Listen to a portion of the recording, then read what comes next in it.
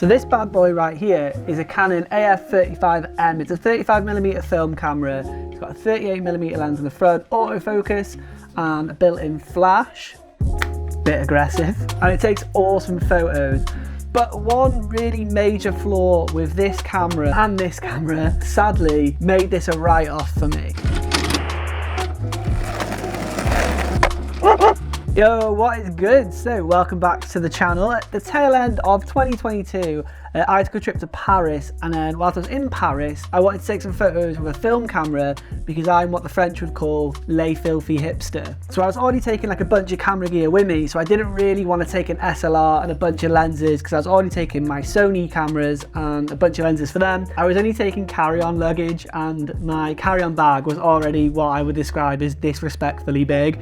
So point and shoot it is. I've been looking for an af35m in decent condition for a really long time, and I found one that was tested and in really good condition. So I picked it up and I was very excited to give this a spin. So for a point and shoot, this camera takes awesome photos. I'll throw some up on screen now so you can see what they look like. And yeah, they look dope. It's got this cool strap, which is nice. You can wear it around your neck. So everybody knows that you're a hipster without you even having to open your mouth, which is ideal, as I don't speak French. This came out in the late 70s, I believe, but it looks super 80s. Like, get a good look at that. Like, it is a saucy little bit, is it not? Super easy to use and like load the film and stuff. Very user friendly. It's got a self timer here, so it's like 10 seconds, you put it down, you wait. And then also this works as pre-focus as well. You adjust your film speed here. This thing just spins around. It's 200 or 400 or whatever, you just spin this and you can set it like that. Very user friendly. The autofocus system is a bit strange in the sense that you point this at whatever you want to take a photo of, you take your photo, and then after you've taken the photo, it will tell you if it was in focus or not.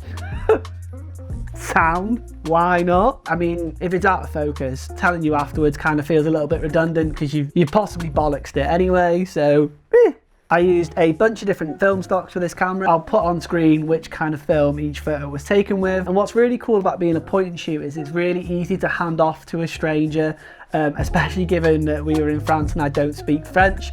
I was kind of just pointing at the camera and saying please like a little bit too loudly, do you know, in that really awkward way you do when you don't speak the language and you just end up looking like a bit of a dickhead. Generally speaking, as long as they've put you in the middle of the frame when they've smashed the shutter button, then you're probably going to come away with a decent photo. So yeah, overall, I had a great time shooting with this camera until lightning in the background and like some thunder. Until I raised this camera to my eye to take a photo, pressed the shutter button, and it only made like half a click sound, and then it just sort of stayed frozen for like 5 or 6 seconds, and then it made another click sound and it exposed the photo. Anyway, long story short, what had happened, this white bit here, which is to do with the autofocus, has like slipped down. It's come away from where it's supposed to be inside the camera body, and that means that it effectively isn't focusing. It's trying to focus to infinity, and all of those photos came out blurry. So what I figured out I could do with it, and this is what I had to do for the rest of my trip in Paris, was if you kind of just smack the camera until it goes into place, and then take your photo, when that's lined up, it is in focus. But every time it slips down, so if I raise it to my eye and it slips down, then yeah, it's bingoed and you've got a dud photo, which sucks. But I figured that it would be just this particular model. I've been throwing it around a little bit while we were away. If you know me personally or you're familiar with the channel, you'll know that I'm not particularly gentle with gear, so I figured it was probably my fault. I've had this camera like around my neck on Space Mountain a bunch of times, like taking photos and stuff, so fair. So I bought another one, gave it a little go, it worked fine, and about a day later, same problem. It just focuses to infinity and won't focus on anything. So that is a 2 out of 2 strike rate for the autofocus system failing. I appreciate that this is like, what, 50-year-old technology. It's probably not going to last very well, and it kind of is the risk you take when you shoot with old gear. Sadly, I've had to retire both of these cameras, but they do look dope on the shelf, so I'm not too cut up about it. And instead, I picked up one of these. So this is a Canon af35m Mark II. I need to be careful with this one because it's still got film in it. It's got work on it. So I'm gonna just sort of this is it. This is what it looks like. Very, very cool. Similar look.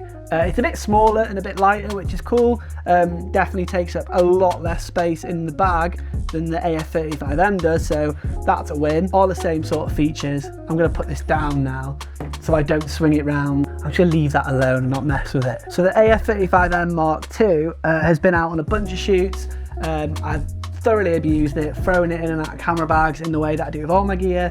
And it's been totally fine. It's absolutely bang on. So if you're watching this video because you're thinking of picking up an af35, I would possibly consider picking up the Mark II. It is a little bit more expensive, but given that I burned through 2 of the af35s, if I bought the af35 Mark II first, I'd have saved myself some money. Sick! That is me. Thank you for checking out this video. It's good to be back making videos in 2023, and I'm going to be making a bunch of videos through the year. If you're into like photography, videography, film photography, film videography, it might be worth sticking around. Hit subscribe, all that sort of stuff that YouTube demands us do in that culty kind of way, and hopefully I will catch you in the next one.